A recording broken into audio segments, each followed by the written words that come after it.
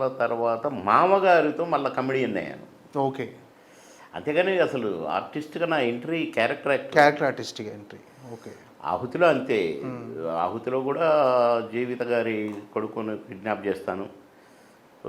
లాస్ట్కి నన్ను రాజశేఖర్ గారు కొట్టి పట్టుకుంటారు, నేను కిడ్నాప్ చేసి అని పిల్లల్ని అమ్ముకునేవాడు. ఓకే.